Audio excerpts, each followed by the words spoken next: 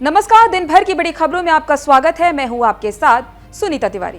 आज के इस बुलेटिन में हम बात करेंगे पीएम मोदी का ममता सरकार पर निशाना। कहा, बंगाल में मची है चीख पुकार, नहीं चाहिए निर्मम सरकार।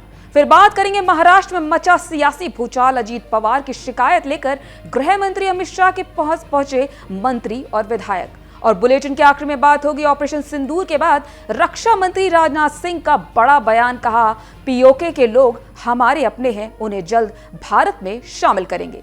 लेकिन दिन भर की बड़ी खबरों से पहले एक नजर आज की सुर्खियों पर। पीएम मोदी ने सिक्किम के 50 वर्ष पूरे होने पर लोगों को किया संबोधित। बोले, राज्य प्रकृति के साथ प्रगति का मॉडल बना। बंगाल में ममता सरकार पर पीएम मोदी का वार। मुर्शिदाबाद में जो हुआ बेहद शर्मनाक। टीएमसी के लोग घरों को जलाते हैं। 4 साल में पीने लायक हो जाएगा यमुना का पानी। केंद्र ने अगले लोकसभा चुनाव से पहले साफ करने का रखा टारगेट। कुरान कामरा विवाद पर बोले सीएम देवेंद्र फडणवीस। कहा, इनकी औकात नहीं, 4 लोग भी नहीं सुनते हैं इनको। विकसित कृषि संकल्प का अभियान का हुआ शुभारंभ। उत्तर प्रदेश के सीएम योगी ने कहा, 4 साल में उत्तर प्रदेश की अर्थव्यवस्था करेंगे 1 ट्रिलियन। उत्तर प्रदेश के सीएम योगी का बड़ा फैसला। यूपी में स्टूडेंट्स को मिल रहे छात्रवृत्ति में बड़े बदलाव की तैयारी। फर्जीवाड़ा होगा बंद। पीएम नरेंद्र मोदी के स्वागत में बिहार बीजेपी अध्यक्ष डॉक्टर दिलीप जायसवाल बन गए गायक। देश में कोरोना के एक्टिव मामले बढ़कर 1200 से ज्यादा हुए। दिल्ली के राम मनोहर लोहिया अस्पताल में कोविड-19 आइसोलेशन वार्ड बनाया गया। दिल्ली एनसीआर के अधिकांश हिस्सों में बारिश और तेज हवाएं चलने का ऑरेंज अलर्ट हुआ जारी। एंटी नक्सल ऑपरेशन में बड़ी सफलता। कोरापुट में माओवादी लीडर कुंजुम हिडमा हुआ गिरफ्तार। ये तो थी सुर्खियां। विस्तार से बात करते हैं दिन भर की बड़ी खबरों की। पीएम मोदी ने अपने पश्चिम बंगाल के दौरे पर अलीपुर द्वार में एक जनसभा को संबोधित किया। इस मौके पर उन्होंने कहा कि बंगाल का विकास भारत के विकास की नींव है। हमारा देश तेजी से विकास कर रहा है। आज हर गांव में गैस की सुविधा उपलब्ध है। हर जगह और हर क्षेत्र में रोजगार के अवसर भी बढ़ रहे हैं। पीएम मोदी ने अलीपुर द्वार रैली में ममता सरकार पर भी जमकर निशाना साधा। पीएम मोदी ने कहा कि बंगाल में करप्शन का घंघोर संकट है। ये समय बंगाल के लिए बेहद अहम है। यहाँ की सरकार ने तो जीवन भर की पूंजी राख कर दी है। आइए जानते हैं इस रिपोर्ट में और क्या कहा पीएम मोदी ने बंगाल की सरकार को लेकर। पीएम मोदी ने कहा कि बंगाल में तुष्टीकरण के नाम पर गुंडागर्दी की छूट है। जनता पर अत्याचार से सरकार पर कोई असर नहीं। आज यहाँ जो हालात हैं वो साफ तौर पर बताता है कि बंगाल अराजकता में घिरा हुआ है। पीएम मोदी ने कहा कि बंगाल की जनता कह रही है कि मची है चीख पुकार, नहीं चाहिए निर्मम सरकार। मुर्शिदाबाद में क्या कुछ हुआ सबने देखा। वहां घर जलते रहे और पुलिस तमाशा देखती रही। मैं आपसे ये साफ कर देना चाहता हूं कि सत्ताधारी नेता ही जनता के घरों को जलाते हैं। पीएम मोदी ने ऑपरेशन सिंदूर का जिक्र करते हुए कहा, यह अभी खत्म नहीं हुआ है। उन्होंने कहा, आतंकियों ने सिंदूर को मिटाया था और हमने उनका नामो निशान मिटा दिया। पाकिस्तान समझ ले कि हमने 3 बार उन्हें घर में घुस कर मारा है।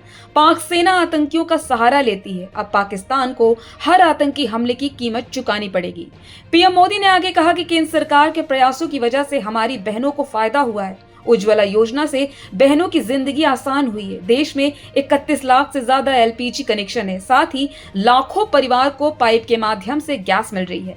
पीएम मोदी ने कहा कि बंगाल में बुनियादी ढांचे को मजबूत कर रहे हैं। ऊर्जा के क्षेत्र में हमारी सरकार ने अभूतपूर्व काम किया है और आगे भी करती रहेगी। महाराष्ट्र में एक बार फिर सियासी बवाल मच गया है। इस बार वजह उप मुख्यमंत्री अजीत पवार बने हैं। बता दें कि महाराष्ट्र के डिप्टी सीएम और एनसीपी प्रमुख अजीत पवार के खिलाफ शिकायत लेकर बीजेपी के विधायक और मंत्री केंद्रीय गृह मंत्री अमित शाह के पास पहुंचे हैं। आरोप लगाया गया है कि अजीत पवार बीजेपी नेताओं और अधिकारियों के विरोधियों का समर्थन कर रहे हैं। आइए जानते इस रिपोर्ट में क्या है पूरा मामला।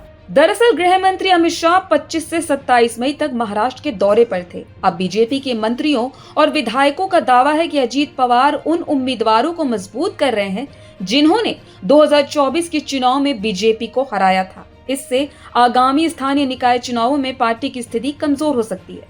इससे एक बार फिर यही संकेत मिलते हैं कि महायुति के अंदर तनाव बढ़ता जा रहा है। गौरतलब है कि पश्चिम महाराष्ट्र और मराठवाड़ा में बीजेपी और अजीत पवार की एनसीपी के बीच तनाव विशेष रूप से स्पष्ट है, जहां दोनों दलों की मजबूत उपस्थिति है। साल 2024 के विधानसभा चुनाव में बीजेपी ने पश्चिम महाराष्ट्र में 70 में से 28 सीटें जीती, जबकि एनसीपी ने 15 सीटें जीती थी। इसी तरह मराठवाड़ा में बीजेपी ने 46 में से 19 सीटें हासिल की थी और एनसीपी ने 8 सीटें जीती थी। बीजेपी नेताओं को चिंता है कि अजीत पवार की एनसीपी पश्चिम महाराष्ट्र में पुणे, सांगली और पिंपरी चिंचवाड़ जैसे जिलों में और मराठवाड़ा में परभड़ी, जालान और बीड में भाजपा के कब्जे वाले स्थानीय स्वशासन निकायों को निशाने पर ले रही है। इससे बीजेपी विधायकों और मंत्रियों में असंतोष बढ़ गया है और कुछ अनुमान लगा रहे हैं कि पार्टी आगामी स्थानीय निकाय चुनाव स्वतंत्र रूप से लड़ सकती है। शिवसेना उद्धव ठाकरे समूह के विधायक सचिन अहिर केवल बीजेपी विधायक ही नहीं बल्कि पूरा मंत्रिमंडल अजीत पवार से नाखुश है। उन्हें निधि नहीं मिल रही और उनके काम नहीं हो रहे। हमने जीवन भर उनके खिलाफ लड़ाई लड़ी है और अब हमें उनके साथ बैठना पड़ा है।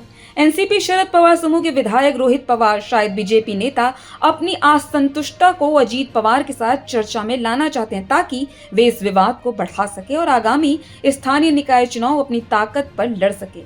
महायुति गठबंधन के भीतर बढ़ती असंतुष्टता के कारण प्रत्येक दल आगामी स्थानीय निकाय चुनाव स्वतंत्र रूप से लड़ सकता है। बीजेपी की संभावित रणनीति अपने सहयोगी दलों से असंतुष्टता और अपने वोट बैंक को मजबूत करने का प्रयास हो सकता है। रक्षा मंत्री राजनाथ सिंह ने एक बार फिर पाकिस्तान अधिकृत कश्मीर यानी पीओके को लेकर बड़ा बयान दिया है। उन्होंने कहा वो दिन दूर नहीं जब पीओके हमारा होगा और वहां के लोग भारत लौटेंगे।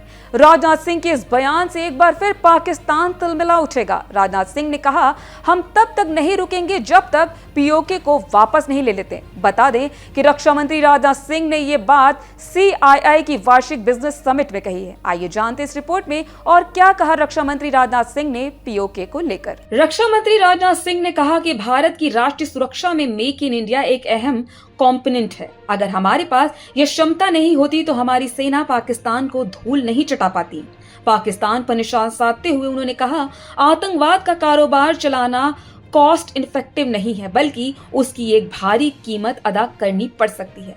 इसका अंदाजा अब पाकिस्तान को अच्छे से हो गया होगा। आपको बता दें कि रक्षा मंत्री राजनाथ सिंह ने ऑपरेशन सिंदूर के दौरान भारतीय सेना के पराक्रम का जिक्र करते हुए कुछ दिन पहले कहा था कि हिंदुस्तानी फौज ने किसी माहिर सर्जन, शैल्य चिकित्सक की तरह पाकिस्तान के आतंकवादी ठिकानों पर हमला करके दुश्मन देश की फौज को घुटनों पर ला दिया था। गौरतलब है कि ऑपरेशन सिंदूर के बाद पहली बार अपने संसदीय निर्वाचन क्षेत्र लखनऊ पहुंचे रक्षा मंत्री ने कहा था कि भारत ने आतंकवाद के विरुद्ध चलाए गए ऑपरेशन सिंदूर के तहत पाकिस्तान में मौजूद आतंकवादियों के ठिकानों पर सफलतापूर्वक प्रहार किया और बड़ी संख्या में आतंकवादियों का सफाया करने में कामयाबी हासिल की।